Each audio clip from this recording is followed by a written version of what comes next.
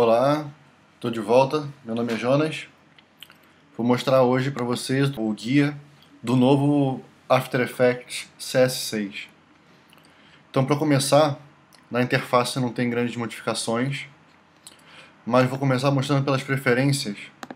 Primeiro, aqui na aba Geral, a gente vê que tem mais itens do que tinha anteriormente, mas o que eu queria destacar nesse primeiro momento é essa opção de revelar as preferências no Finder, no caso do Mac, ou no Explorer, no caso do Windows. Então, quando eu clico naquele botão, ele vai me mostrar a pasta onde está o arquivo de preferências. Se eu abrir o arquivo, eu consigo ver todas as configurações do After. Mas, de qualquer forma, esse tipo de configuração só é recomendado mexer em casos muito específicos e para usuários muito avançados. Então eu vou pular por hora isso, mas só destacando que tem esse botãozinho agora. E também, você deve ter ouvido falar em algum momento, que agora tem o Global Performance Cache. Então, na aba de Media e Disk Cache, tem esse botão novo também, que chama Empty Disk Cache. Então, eu posso apagar a memória de vídeo dele, né, tudo que ele armazena aqui no temporário, e clicando simplesmente nesse botão, antes de abrir o After. E aqui embaixo ele recomenda, né, eu também sempre recomendo para meus alunos, que em todo esse tipo de programa que exige performance, você tem um disco exclusivo para guardar esse tipo de temporário. Então aqui no caso ele recomenda que, para melhor performance, você tem que ter o disk cache, né, então esse temporário, no HD rápido, ou num drive SSD, aquele solid state, né, sem parte mecânica, e com o maior número de espaço e com o maior espaço possível. Como ele guarda esse temporário de arquivo para arquivo, mesmo que você feche o After, ele continua tendo esse link com esse cache, então é importante que o espaço no disco seja muito grande. Então, começando aqui no After, eu vou começar importando um arquivo normal de Illustrator, para poder mostrar justamente a primeira função dele. Então, no Illustrator, a primeira coisa que ele tem aqui é a opção de importar. Ele deu uma melhorada nisso também, então eu posso importar aqui o arquivo, composição, ou então a composição retendo os layers, isso aqui já tinha antes. Mas agora, o que eu queria mostrar é o seguinte. Agora, quando eu importo um arquivo de Illustrator, né, além de ter a opção de camada e tudo, eu vou criar aqui uma nova composição.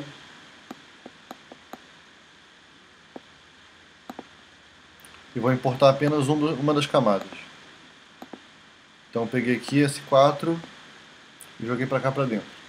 Se eu olhar sem o fundo, eu vejo que é uma camada de Illustrator comum. Posso ampliar aqui normalmente. A camada funciona sem problema. Estou usando só a opção de rasterizar para não perder definição quando eu ampliar. Mas o importante que eu queria mostrar agora é a nova função que tem. Então, quando eu clico com o botão direito, no arquivo de Illustrator, eu tenho a opção de criar shapes a partir do layer de vetor, né? Então ele vai criar uma forma. Repara que automaticamente ele bloqueou, né? Ele escondeu a camada do Illustrator e está mostrando agora uma camada nova que ele criou usando o vetor que veio do Illustrator. Então agora eu posso apagar a camada do Illustrator e se eu abrir a camada nova criada com o shape, eu vejo que ele tem todas as configurações como se fosse uma camada normal criada direto dentro do After Effects. Então por aqui eu poderia configurar preenchimento, configurar o fio, e ele separa por elemento. Então no caso, o grupo 3 é a cabeça, o grupo 2 é o nariz e o grupo 1 é o corpo. E além disso, como ele é uma camada normal agora também, eu posso aproveitar aqui mesmo e já inserir a nova função que tem também de usar perspectiva.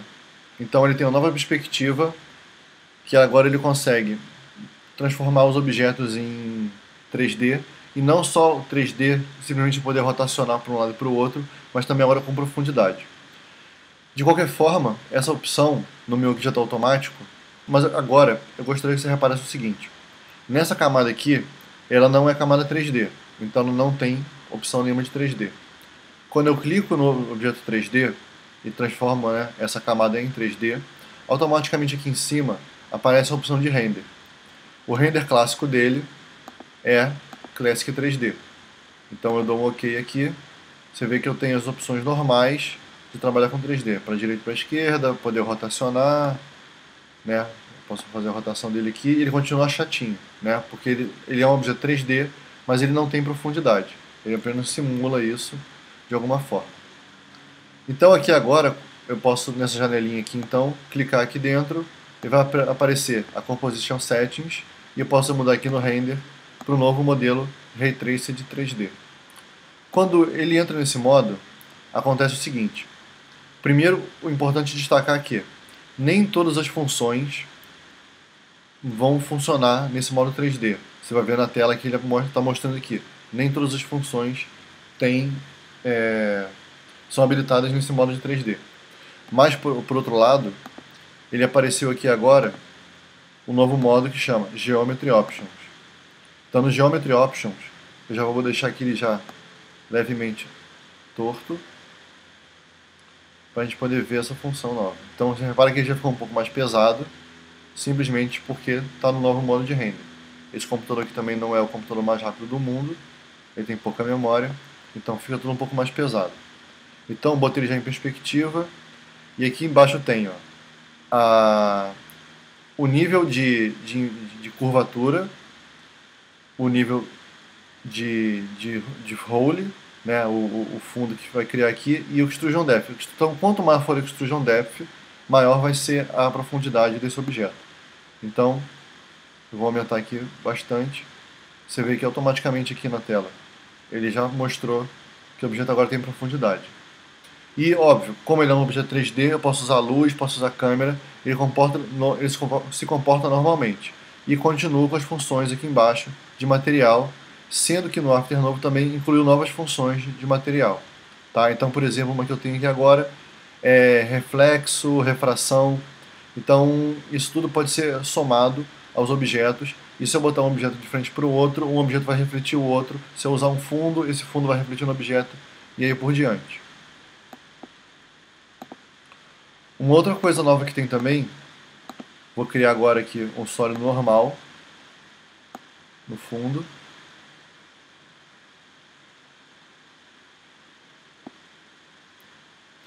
Então tá ali, criou aqui um novo shape, que é essa borda vermelha. Se quiser eu posso botar ele para trás do objeto. E vou botar ele também como 3D. Repara que no momento que eu botei ele 3D, automaticamente ele entrou na mesma altura do plano aqui do urso. Então, como ele está na mesma altura, né, em relação ao eixo Z, ele entrou no meio do urso. Então, se eu quiser afastar, simplesmente põe ele um pouco mais para trás. E no que você vê diminuindo, na verdade ele está chegando para trás. Então pronto, ele está em outro plano agora. Se eu botar aqui numa vista de perspectiva, eu vejo a posição exata dos dois. Nesse caso aqui, eu tenho a aba de geometria, e dentro da aba de geometria eu tenho essa opção de extrudar o objeto, né, de botar ele com a profundidade. No caso aqui, eu preciso agora fazer o seguinte, vou pré-compor, dar um pré-compose nessa camada, e coloquei ele aqui dentro de outro objeto, que também vai ser 3D. Então eu preciso também reposicionar ele, porque nesse caso eu não posso usar o Dino Rasterize. Então posicionei o objeto onde eu quero. Quando eu abrir aqui agora, repara que mudou a aba de geometria. Então aqui agora ó, eu tenho opção de curvatura. Então eu posso agora, nessa versão, curvar um plano no After. Então repara ali que eu estou conseguindo curvar o meu objeto. Vou ampliar aqui um pouquinho.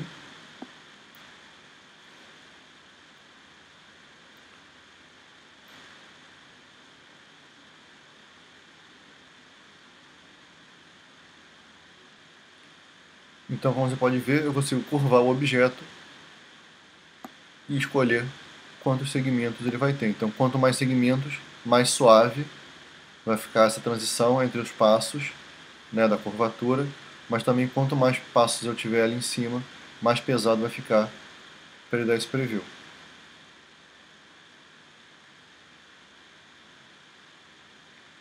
Então eu consigo agora, por exemplo, voltar no Material Options, lá eu continuo tendo as reflexões, então eu posso alterar aqui o reflexo do objeto.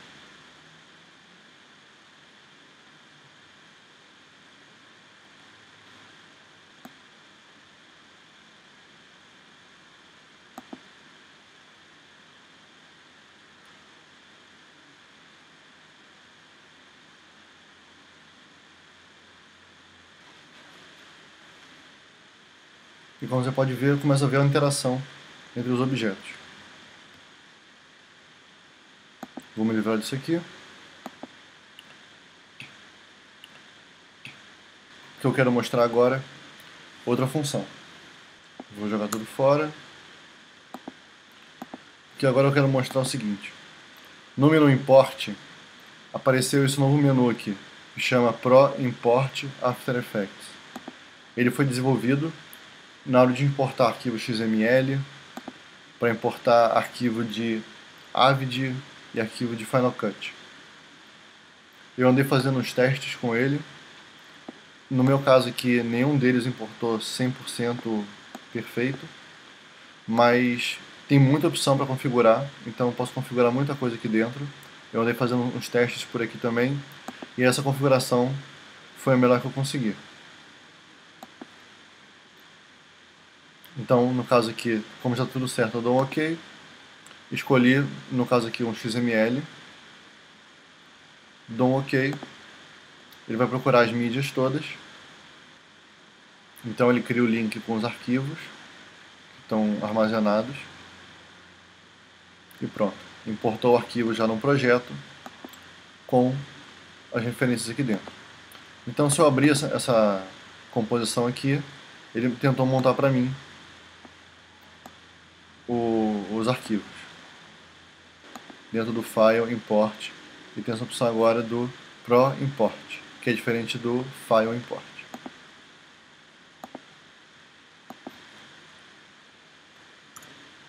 Então vou jogar isso aqui fora também. Continuar. Então vou importar outro arquivo. Eu preciso agora importar um arquivo que, só para vocês verem que não é nada demais, é um arquivo criado no celular. Então é um arquivo bem simples.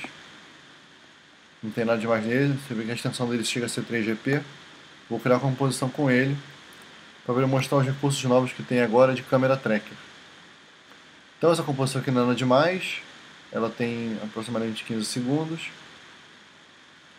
E você vê que ela mexe bastante, né? Tá bem tremida porque, como feito no celular, é feito na mão. Então eu consigo traquear isso aqui agora de uma forma bem mais fácil e usando esse novo recurso que se chama Câmera 3D Tracker. Então quando eu clico com o botão direito na camada, eu tenho a opção agora aqui de Track Câmera. Quando eu clico nele, ele vai começar a fazer uma análise. Então mostra aqui no viewport e mostra aqui também na janela de efeitos que ele está fazendo os cálculos para poder analisar o filme e conseguir marcar os trackers nele. Então é só esperar esse aqui acabar e a gente continua. São só 2 passos, não demora muito. Então, ele começou a mostrar aqui agora a leitura dos frames. Ele vai ler todos os frames que estão na timeline. E já libera pra gente mexer. Óbvio que a gente pode continuar mexendo no vídeo, se precisar botar algum efeito, se precisar fazer alguma modificação de tamanho, de posição, ele deixa fazer sem problema, por isso que ele está fazendo no background. Mas no caso aqui, como é simples, é muito rapidinho e não preciso fazer mais nada, então estou aguardando.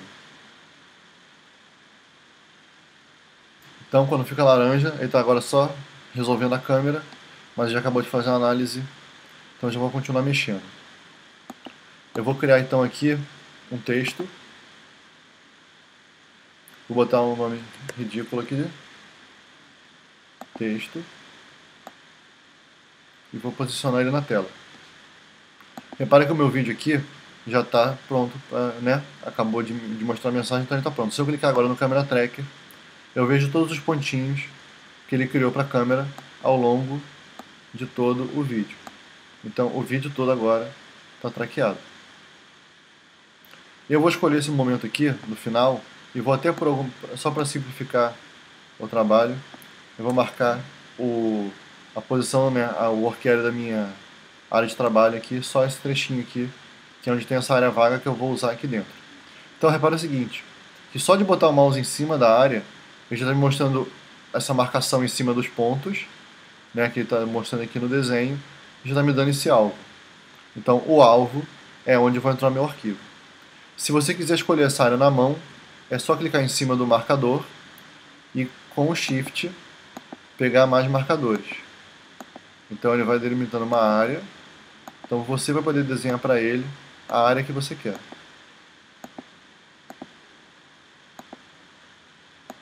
Então vou botar aqui só alguns pontos, não vou precisar de muito ponto. E depois eu posso trazer meu marcador para onde eu quiser. Então posicionei ele nesse ponto.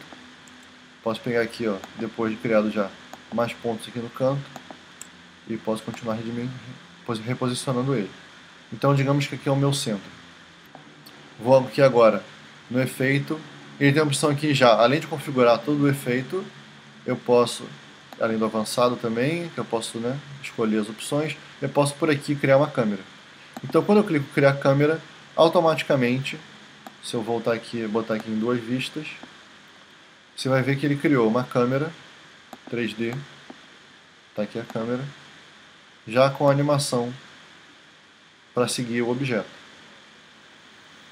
Então essa câmera está interpretando o movimento que está fazendo o vídeo. Então o que acontece aqui no caso é que a câmera começa a andar para o lado e nesse caso ela foge um pouco da cena. Tá? Então ela sai dali da cena, mas isso pro After não importa. O que importa para ele é que o objeto é 3D agora, né? Tem essa marcação 3D e a câmera vai andar num plano 3D. O que eu preciso fazer agora então é pegar esse texto, transformar ele em 3D. Então o texto vai sumir daqui, porque a câmera não está mais nessa posição. Então eu vou aqui agora voltar, deixar na vista de topo, e vou botar numa vista só, para poder ver melhor essa área aqui onde está meu texto, para eu poder trabalhar com ele e posicionar ele em relação à minha câmera. Então eu sei que a minha área útil está aqui no final. Eu vou reduzir aqui um pouco meu zoom, para poder botar justamente o meu texto no lugar em frente à câmera.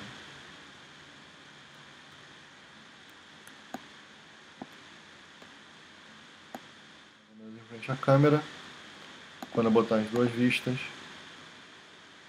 ele tem que estar aparecendo lá de novo.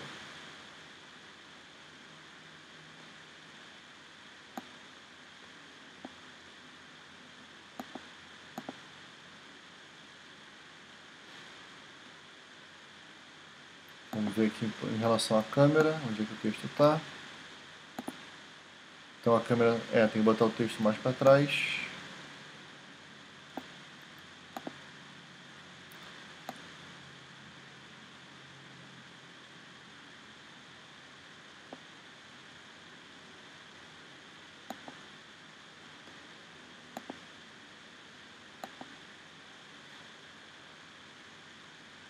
Então, tá aqui meu texto. Trazer ele para cá.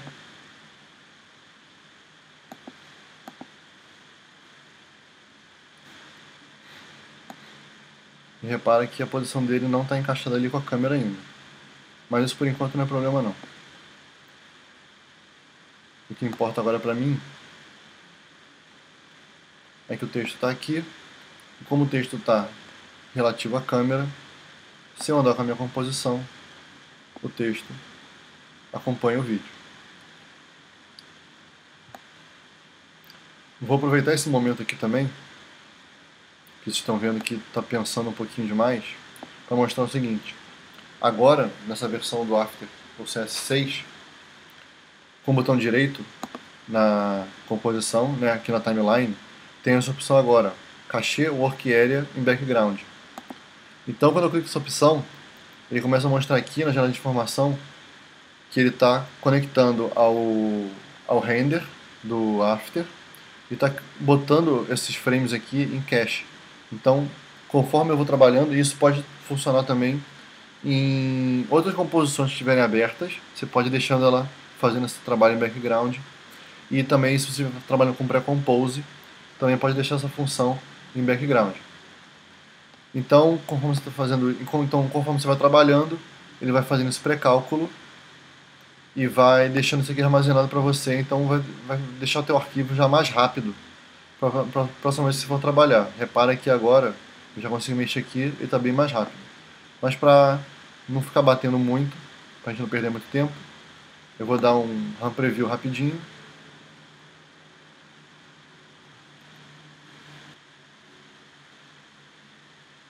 E assim que ele acabar, eu continuo mostrando o vídeo.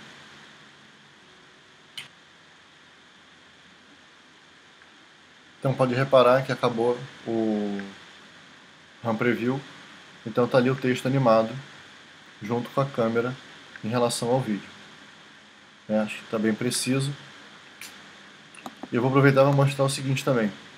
Lembra como você odiava, como toda vez que você fizesse qualquer modificação no After, ele perdia tudo e você tinha que refazer o RAM preview todo? Isso não acontece mais não. Então, por exemplo, eu vou aqui, né, para continuar o exercício, para mostrar esse novo recurso, eu vou importar outro arquivo. Vou importar agora um arquivo que vem do Photoshop, né, um Vanishing Point. Então, peguei aqui o arquivo, VPE, importei, ele abriu aqui direto já, tudo direitinho, e vou jogar aqui na composição. Joguei esse arquivo na composição, ele apareceu aqui, e ó, ele começa a perder o cache, certo? Se por algum motivo eu jogar esse camada fora, ele reconhece que o arquivo voltou ao estado original, então ele recompõe o cache todo, porque ele está deixando isso no armazenamento. Por isso que, quando eu falei lá no início, nas preferências, né, o Media Disk Cache, para armazenar ele no maior espaço possível, porque além de você poder usar isso na hora, que foi nesse caso aqui, né, imagina que você desista de uma camada ou desista de algum efeito, ele refaz tudo, e mesmo que você feche o After e abra de novo, se ele reconhecer esses arquivos, ele refaz o cache também, ele relinka o cache e vai estar tudo pronto já para você dar um preview. E pode acreditar que funciona, porque durante os testes que eu estava fazendo, aconteceu do After da pau e fechar, ou seja, ele fechou forçado. Quando eu reabri o arquivo, ele reabriu inclusive com o cache. Então, funciona para valer. Mas agora no momento eu preciso desse prédio, então não posso fazer nada, ele vai perder a informação ali. Mas eu vou agora aqui primeiro diminuir ele um pouco, porque ele está muito grande.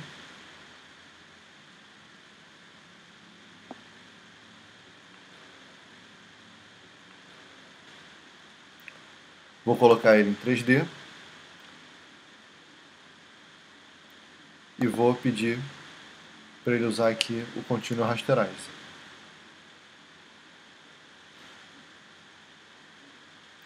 Então, a partir de agora, eu tenho esse objeto em 3D no meu plano. Como eu já posicionei o texto antes, para não perder tempo, eu vou copiar a posição do texto no prédio. Então, está aqui o prédio, já na posição certinha. Eu preciso aqui, só nesse caso, dar uma rotacionada nele de leve. Para não perder tempo, eu vou aqui na ferramenta logo. Veja que é bom ter um computador com mais memória, né? Então, ó, vou tirar esse texto fora, esse texto não me interessa mais. Então agora eu tenho ali o prédio encaixado no meu vídeo. Diminuir um pouquinho mais, estou achando ele muito grande, e vou botar ele um pouquinho mais para trás. Vou pedir de novo aqui agora o RAM Preview.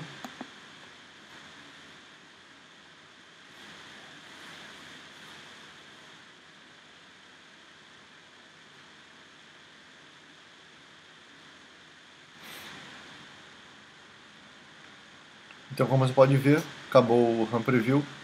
Então está ali o prédio encaixado no vídeo. Em relação à câmera, normalmente. Ainda mais agora que o prédio é um objeto 3D. E só para a gente garantir aqui que o cache, né, o Global Cache funciona, vou mostrar lá, ó. Apaguei o prédio, botei o texto de volta e o cache está tudo prontinho lá. Se eu resolver desfazer, apaguei o texto, botei o prédio de volta e o cache está lá recomposto. Então acho que não tem nada que se compare a essa função. Essa talvez seja a mais importante do After até o momento. Então agora eu posso mexer aqui à vontade, está rapidinho, porque o preview está tudo na memória. Para terminar de uma forma mais light, gostaria só de falar então que agora tem vários efeitos novos e dos efeitos antigos, vários deles agora estão em 16 e 32 bits. Então você pode reparar aqui, por exemplo, ó, em canal, vários deles mudaram para 16 e 32 bits, então deram uma otimizada nesses efeitos. Inclusive no Drop Shadow, que talvez seja dos mais usados. Então, ó, Drop Shadow, 32 bits. Então, se eu tiver uma composição, né, que não seja mais de 8, e sim de 16 ou 32 bits, posso usar os efeitos agora sem problema. Também teve uma melhora e acrescentaram mais filtros da série Psycore. Então agora tem vários filtros novos e alguns melhorados. Não vou entrar em detalhe em cada um deles, mas são muitos filtros. E só queria destacar o Color LUT. Então esse filtro aqui é novo, Apply Color LUT. É específico para ser usado com o novo programa da Switch, que é o Adobe Speed Grade. Então ele também está já incluído no After CS6. Foi melhorado também a parte de script. Então fizeram algumas alterações no script. O Network Rendering também foi melhorado. E para terminar, o recurso mais simples de todos, que é justamente as máscaras. Então agora, criei uma composição vazia, genérica. Vou criar um shape, qualquer aqui. E dentro desse shape, eu vou criar uma máscara. Então, a máscara antiga, a gente tinha essa opção aqui, né, de desenhar a máscara. Aí abrir aqui, e dentro da máscara eu podia vir aqui, suavizar a máscara, editar o shape dela, né, aumentar a expansão, a opacidade e por aí vai. Mas o que tem de novo agora é, dentro do menu Pen Tool, novo Mask Feather Tool. Então, primeiro eu vou criar aqui uma máscara normal, de novo. E dentro vou aplicar o menu Feather. Então agora aqui, ó, repara que aparece um pontinho ali. Então aqui eu configuro agora como vai ser a minha máscara. Então se eu continuar dessa forma aqui, ele vai expandir do modo tradicional. Só que agora eu posso criar vários pontos. Então eu poderia ter, por exemplo, ó, um lado com a máscara dura, outro lado com a máscara suave. Eu posso configurar esse ponto, onde ele vai ser jogado. Esconder aqui para ficar mais fácil de ver talvez. Posso criar mais pontos se eu precisar. Posso criar pontos de dentro para fora, posso criar curvas novas. Então esse é o novo recurso. E, para ficar mais fácil de acessar esse menu, repara que a letra é a mesma, certo? Então lá nas preferências, em geral, tem um novo menu que chama agora,